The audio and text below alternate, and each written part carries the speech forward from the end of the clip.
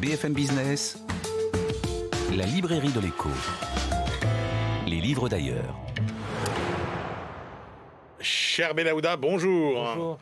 Benaouda, on démarre notre tour du monde, le premier de l'année, avec l'économie palestinienne de Jérusalem face à l'occupation israélienne. Alors c'est un travail d'évaluation sorti il y a quelques jours seulement par le MAS, c'est l'Institut de recherche sur la politique économique de la Palestine qui est basé à Ramallah.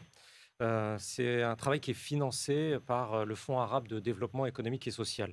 Alors, ces économistes concentrent leurs propos sur Jérusalem-Est, intramuros, la partie palestinienne donc de la ville, la description d'un nouvel effondrement depuis que la guerre a éclaté avec les attaques du Hamas le 7 octobre dernier. Leur thèse est que l'État israélien ne fait en fait qu'accélérer l'exécution de plans destinés à briser la résilience des habitants en combinant un recours à la force armée et un recours au système judiciaire israélien. Le résultat, selon les auteurs, est que la dépendance à l'activité israélienne va encore s'accroître dans les mois à venir.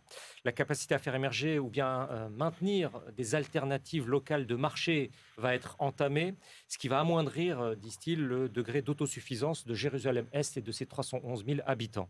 Les matières premières pour les petits ateliers industriels ne rentrent plus. La main-d'œuvre dans la construction ne peut plus circuler. Autre activité très affectée, celle du tourisme, qui représente, nous disent-ils, autour de 40% des revenus de la ville.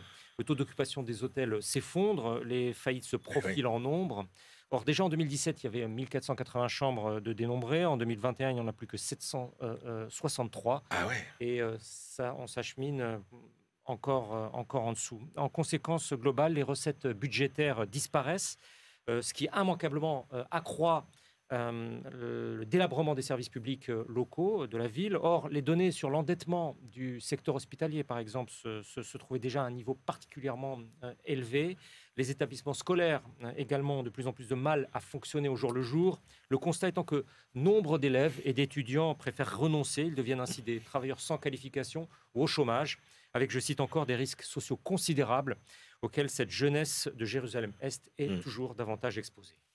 Avec les perturbations du trafic maritime dans la mer Rouge, Benaouda, on revient sur l'importance du canal de Suez pour les flux énergétiques mondiaux. Oui, effectivement, on a à l'esprit cette période de très forte tension en mer Rouge et en mer d'Arabie, et avec les frappes d'arabes yéménites Houthis visant certains navires commerciaux.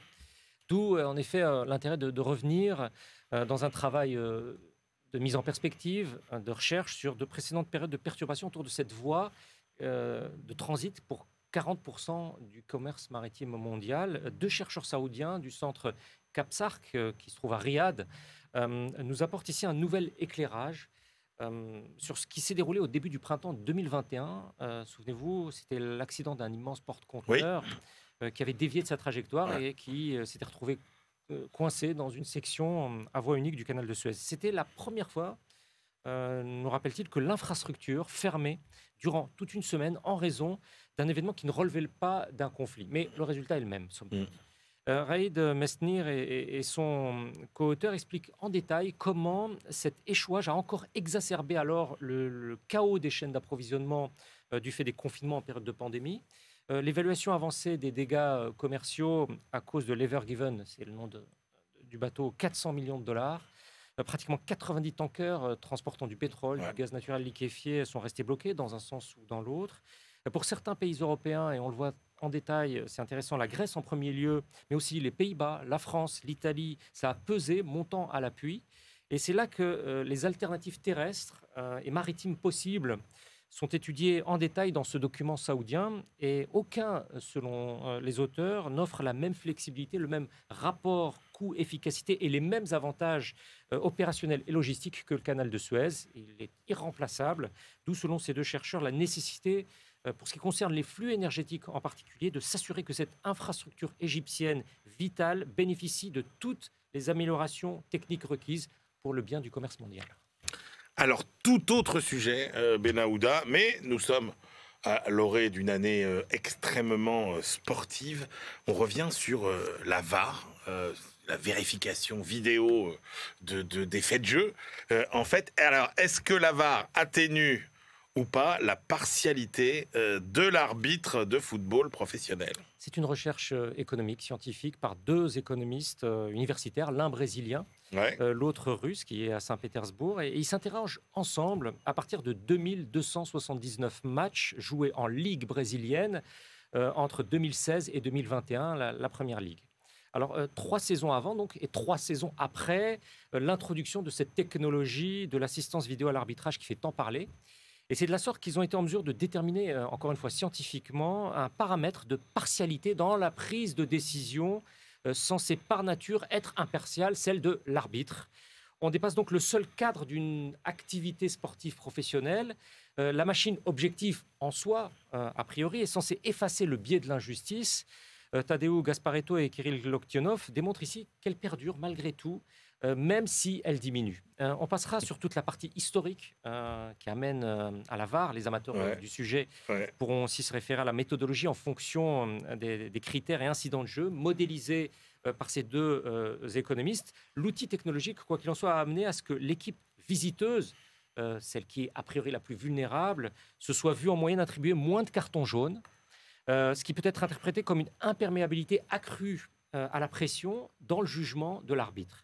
Mais lorsqu'il s'agit du carton rouge, c'est-à-dire de l'exclusion d'un joueur Ouais. qui est amené par la vidéo et qui amène en quelque sorte l'impondérable de la partialité, alors on revient au même niveau supposé de partialité.